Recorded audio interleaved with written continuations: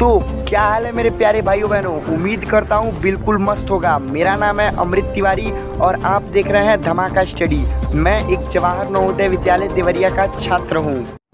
तो आप लोगों में से बहुत लोग बोल रहे थे कि भैया RIMC पर वीडियो लाओ, राष्ट्रीय इंडियन मिलिट्री कॉलेज पर वीडियो लाओ, कैसा स्कूल है, क्या है, CBSE से है, ICSE से है, यूपी बोर्ड है, कौन सा बोर्ड है, हर एक डिटेल बताऊंगा। एडमिशन प्रोसेस क्या होती है, कैसे एडमिशन होता है, कितने स्टेजेस में क्या होता है, इसकी हिस्ट्री क्या रही है, each and every information RIMC के बारे में आज आपको इस वीडियो में देने वाला हूँ। तो चलिए वीडियो को अब हम देखते हैं। तो यहाँ पे हम देख सकते हैं कि ये फेमस स्कूल है, इसका यहाँ पे विकिपीडिया पेज है, ठीक है। तो देखिए RIMC का जो फुल फॉर्म होता है वो होता है राष्ट्रीय इंडियन मिलिट्री कॉलेज, RIMC, ठीक है। ये होता है राष्ट्रीय इंडियन मिलिट्री कॉलेज। अब हम चलते हैं नीचे और मैं आपको हर एक चीज़ बताते चलता हूँ।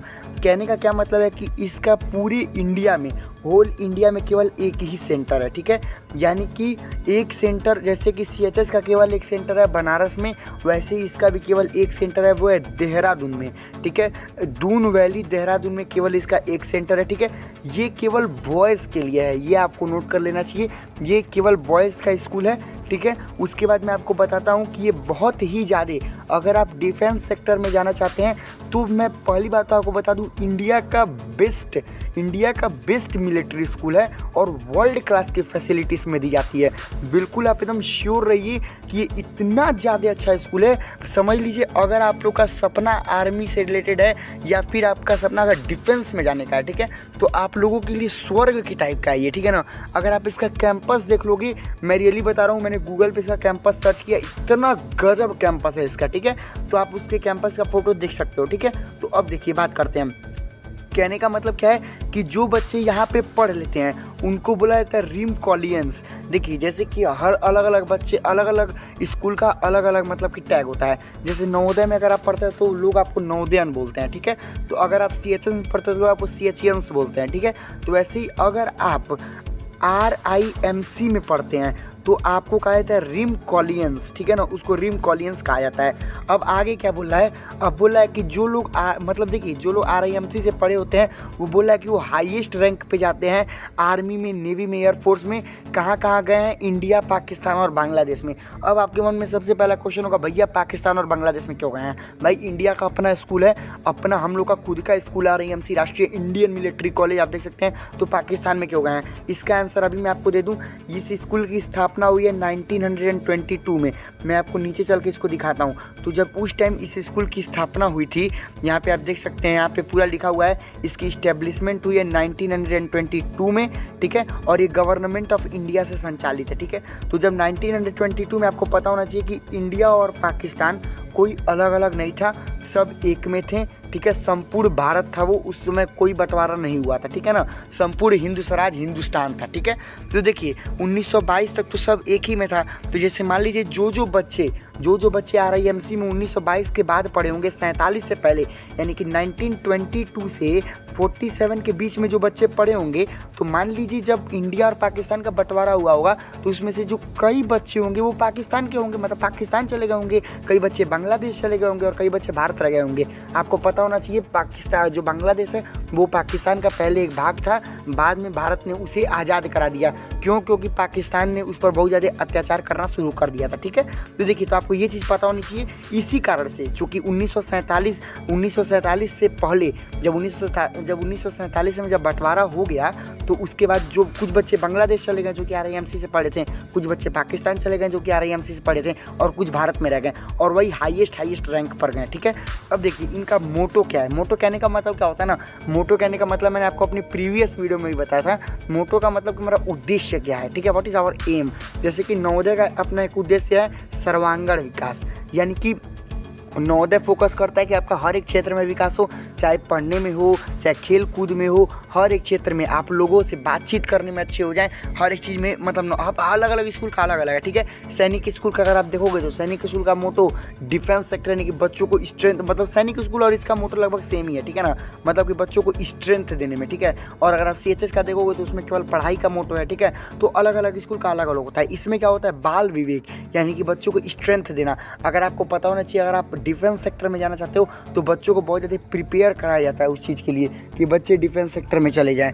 तो इसीलिए इसका जो मेन मोटो है, इसका मेन मोटो ये है कि आप स्ट्रेंथफुल हों और आप जब डिफेंस सेक्टर में प्रवेश करें आरआईएमसी में पढ़ने के बाद, तो आपका वो एक एटीट्यूड जो होता है वो झलके, ठीक है ना। अगर आप डिफेंस सेक्टर में बड़े बड़े रैंकिंग पर जा रहे हो तो अब ऐसा तो है नहीं कि आप अपना बेकार से एटीट्यूड लेके चले जाओगे। एक खतरनाक एटीट्यूड होना चाहिए कि हाँ आप इंडियन डिफेंस से आए हो, ठीक है, आप इंडियन डिफेंस में हो, ठीक है। अगला पढ़ते हैं, इसको फाउंड किया था Prince of Wales Edward eight ने, यानी कि प्रिंस ऑफ वेल्स एडवर्ड हो सकता है कोई किंग रहे होंगे, ठीक है, उन्होंने इसको फाउंड किया था। अब मेन आता है कि इसमें किस क्लास में एडमिशन होता है, तो इस पे बात कर लें तो इसमें केवल और केवल क्लास 8 में एडमिशन होता है। ये बात बिल्कुल अपने दिमाग में क्लियर कर लीजिए। और केवल बॉयज़ का, ये मैंने आपको स्टार्टिंग में ही बताया था, तो गर्ल्स निराश होने की कोई बात नहीं है, क्या कर सकती हैं हम, रूल इज़ रूल, ठीक है। केवल बॉयज़ का मतलब यहाँ पे सिलेक्शन होता है आरआईएमसी में, ठीक है। ग्रेड केवल 8 क्लास में सिलेक्शन होता है और 8 से लेकर के क्लास 12 तक बच्चे इसमें पढ़ते हैं, ठीक है ना, ये चीज़ नोट कर लीजिएगा। अब उसके बाद है कि एज लिमिट क्या होनी चाहिए भाई, तो एज लिमिट बच्चों की मेनली जब आपका एडमिशन होने वाला होगा तो आपका 11.5 से लेकर के 13 होनी चाहिए। यहाँ 18 दिया हुआ है। 18 मतलब कहने का मतलब ये है कि जब आप वहाँ से निकलें तो आपकी 18 होनी चाहिए, यानी कि जब आप आए हो तो आपका 11:30 से 13 के बीच में होना चाहिए। जब आपका एडमिशन होने वाला हो, यानी कि जब आप फॉर्म फिल कर रहे हो, तो आपका एज 11:30 से 13 के बीच में ही होना चाहिए, ठीक है। लेकिन जब आप वहाँ से निकलोगे तब आपका एज 18 साल तक रहना चाहिए, कहने का मतलब ये है, ठीक है। अब बात करते हैं कि भाई सीट्स कितनी है। सीट्स बहुत इंपॉर्टेंट टर्म है भैया, सीट्स कितनी होती हैं। तो सीट्स जानने से पहले हम ये आपको बताना चाहते हैं कि भाई पेपर कितनी बार होता है। देखिए, जैसे मान लीजिए ऑल इंडिया सैनिक स्कूल का एग्जाम्पल लेते हैं तो उसमें पूरे साल में केवल एक बार पेपर होता है, ठीक है। अगर आप सीएचएस का एग्जाम्पल लेते हैं तो पूरे साल में केवल एक बार पेपर होता है। नवोदय का एग्जाम्पल लेंगे तो पूरे साल में एक बार पेपर होगा, लेकिन इसमें नहीं, इसमें एक साल में 2 बार पेपर होता है। एक मार्च में होता है और एक सितंबर में होता है, ध्यान दीजिएगा, एक मार्च में होता है और एक सितंबर में होता है, ठीक है। क्लास 8 के लिए ही पेपर होता है, ये आप बिल्कुल क्लियर करके रखिए। और हर बारी में केवल 25-25 बच्चों का सिलेक्शन होता है, यानी कि जब मान लीजिए मार्च में जब फॉर्म निकला तो उस टाइम भी केवल 25 सीट रहेगा, सितंबर वाले फॉर्म में भी 25 सीट रहेगा। मतलब सोचिए कितनी टफ एग्जामिनेशन है ये, मतलब कि लगभग हर एक स्टेट में एक एक सीट रहता है, ठीक है ना। जैसे नागालैंड में एक सीट है, अरुणाचल में एक सीट है, आप लगभग असम में एक सीट है, बट यूपी में 2 सीट है, क्योंकि भाई यूपी चूँकि जनसंख्या के मामले में बड़ा है। अब ये तो भाई गलत हो जाएगा ना। जैसे मान लीजिए अगर आप जनसंख्या घनत्व देखोगे, यानी कि 1 किलोमीटर में कितने लोग रहते हैं, तो अरुणाचल प्रदेश में 1 किलोमीटर में केवल और केवल 17 लोग रहते हैं, यानी कि 1 किलोमीटर का जो एरिया होगा उसमें केवल 17 लोग रहेंगे। लेकिन उत्तर प्रदेश में वहीं 1000 लोग तक रह जाते हैं, 1000 लोग या उससे अधिक रह जाते हैं, ठीक है। भाई ये तो भाई गलत है ना, क्योंकि उत्तर प्रदेश की पॉपुलेशन ज़्यादा है, तो यहाँ पर 2 सीट्स हैं, ठीक है। ये बिल्कुल क्लियर कर लीजिए, ठीक है ना। तो एडमिशन प्रोसेस इसका क्या है वो मैं आपको अब बताता हूँ। देखिए, सबसे पहले आपका रिटन एग्जामिनेशन होता है। रिटन एग्जामिनेशन के बाद इंटरव्यू होता है, ध्यान दीजिएगा। वाइवा, जिसको बेसिकली वाइवा बोलते हैं। वाइवा मतलब आपसे पूछताछ की जाएगी, ठीक है ना। वाइवा होगा उसके बाद, और उसके बाद होता है मेडिकल, ठीक है। वाइवा के बाद होता है आपका मेडिकल, ठीक है। मेडिकल टेस्ट की आप पूरी मेडिकल फिट है कि नहीं है, ठीक है ना। हर एक चीज़ इसमें आपको हर एक चीज़ की ओर से देखा जाता है। अब बात करते हैं इसका कैंपस साइज कितना है। तो मेरे भाई 138 एकड़, ये बहुत ही ज़्यादा हो गया।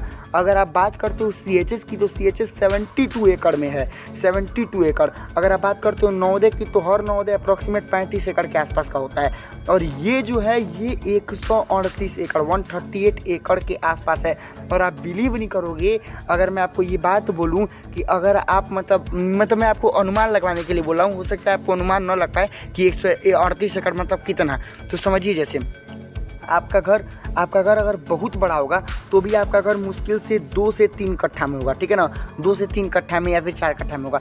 आपके घर जैसे हजारों हजार घर, सोचिएगा, आपके घर जैसे हजारों हजार घर इसके ज़मीन में आ जाएंगे। हजारों हजार की मैं बात कर रहा हूँ, इसके ज़मीन में आ जाएंगे, इतनी ज़्यादा होता है 138 एकड़, ठीक है। उसके बाद बात करते हैं कलर की, ठीक है। तो अपना अपना कलर होता है भैया। इसका light blue, dark blue mainly होता है, ठीक है ना। यानी कि इसका मान लीजिए ऐसे है, ठीक है। इस वाले में आपका लाइट ब्लू होता है और इस वाले पार्ट में पूरा डार्क ब्लू होता है, ठीक है ना। ये बोलना चाह रहा है। और इनके फॉर्मर पीपल्स को मैं आपको पहले ही बोला हूँ रिम कॉलियंस कहा जाता है, ठीक है। अब इसमें सेक्शंस होते हैं। आप बोलोगे अब आप सोचोगे भाई सेक्शन का क्या मतलब हो गया भाई, तो मैं आपको बता दूं, सेक्शन का मतलब ये होता है कि बच्चों को अलग अलग सेक्शन में डिवाइड किया जाता है। जैसे नवोदय में इस सेक्शन को हाउस बोला जाता है। नवोदय में शिवालिक, अरावली, नीलगिरी, उदयगिरी 4 सेक्शन होता है। यहाँ पर भी 4 सेक्शन होंगे।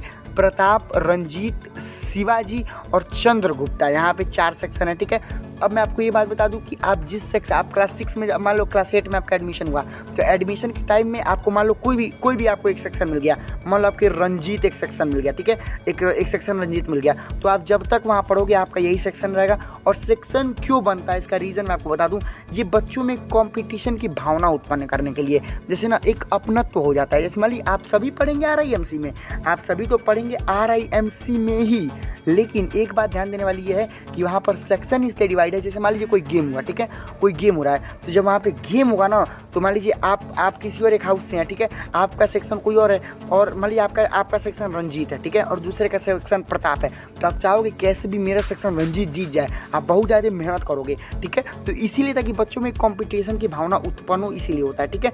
अब बात करते हैं इसका स्कोप। तो भाई एक बात जान जाओ, यहाँ से पढ़ा हुआ लड़का लगभग 90% से ज़्यादा चांस NDA क्रैक करता है। अब NDA क्या है? NDA का फुल फॉर्म होता है नेशनल डिफेंस एकेडमी, ठीक है।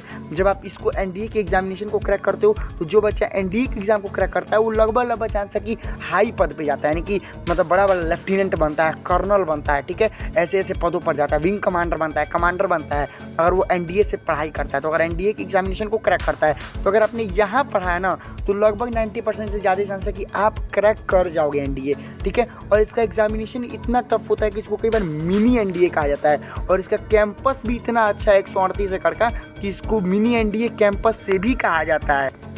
अब इसमें एक इंटरेस्टिंग बात जानते हैं क्या होता है? 8 से 12 तक आप यहाँ पे पढ़ेंगे, यहाँ पर बोर्ड्स के एग्जामिनेशन 2 बार कंडक्ट होते हैं। जैसे मान लीजिए जब आप 10 में रहोगे ना, तो 10 का बोर्ड यहाँ पर 2 बार होगा, और 12 का भी बोर्ड यहाँ पर 2 बार ही होगा, ठीक है। हर स्कूल में भाई बोर्ड एक ही बार होता है, लेकिन यहाँ 2 बार होता है, इसीलिए इसका नाम Limca book of world record में है। यहाँ पे आप पढ़ सकते हो, Limca book of world record में है, क्योंकि मतलब इसमें 2 बार एग्जामिनेशन हो जाता है बोर्ड्स का, ठीक है ना।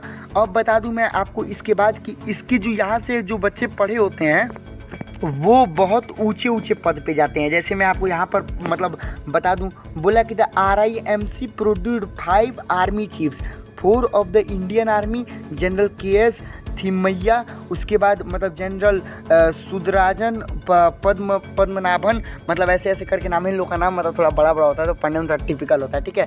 एक पाकिस्तानी भी है, यहाँ पे आप पढ़ सकते हैं, पाकिस्तानी आर्मी जनरल गुल हसन खान, मतलब कि आप पढ़ सकते हैं इतनी बड़ी बड़ी रैंकिंग इन्होंने दिया। आर्मी के चीफ, सोच सकते हैं बहुत बड़ी बात है, आर्मी के चीफ इन्होंने दिए हैं। उसके बाद इसका स्कोप बहुत बड़ा है, ठीक है ना। अब बात करते हैं इसका फ़ी स्ट्रक्चर क्या होता है, डायरेक्टली बात करते हैं इसका फ़ी स्ट्रक्चर क्या होता है। फ़ी बहुत कम होता है, ठीक है ना, 42,000 के अप्रॉक्सीमेट, 42,000 के अप्रॉक्सीमेट इसकी फ़ी होती है, ठीक है ना। और उसमें आपको एडमिशन के टाइम 20,000 रुपीज़ जमा कर देनी होती है सिक्योरिटी के रूप में, 20,000 रुपये आपको जमा करनी पड़ती है। और कई बार आपका सिलेक्शन फ्री में भी होता है। इसका रीज़न क्या है कि मान लीजिए कई सरकारें, जैसे नागालैंड सरकार मेनली, ये कुछ सरकारें हैं जो कि आपको फुल आपका एडमिशन फी देती हैं, आपका जितना भी खर्चा लगेगा वो देंगी। जैसे 42 के 42,000, और उसके बाद भी जो खर्चा लगेगा पूरा नागालैंड सरकार उठाती है। और हालांकि अन्य भी जैसे उत्तर प्रदेश, बिहार, इन सब में भी गवर्नमेंट 15,000, 20,000, 25,000 तक का खर्चा उठाती है, ऐसी बात नहीं है, ठीक है। तो मेरे according RIMC is the best, not one of the best school, बिल्कुल बेस्ट है, ठीक है। इसका यहाँ पे आप सिंबल देख सकते हो, RIMC का ये सिंबल है, ठीक है, ये RIMC का सिंबल है। तो गाइस प्लीज़ चैनल को जरूर सब्सक्राइब कीजिएगा, ऐसी वीडियो लगातार आपको मिलेंगी, सबसे पहले आपको मिलेंगी। तो कमेंट कीजिएगा अगर आप किसी भी अन्य टॉपिक की वीडियो चाहते हैं। तो उम्मीद करता हूँ सब चीज़ अच्छे से मैंने आपको क्लियर की। तो मिलते हैं नेक्स्ट वीडियो में, तब तक के लिए बाय बाय, जय हिंद, वंदे मातरम।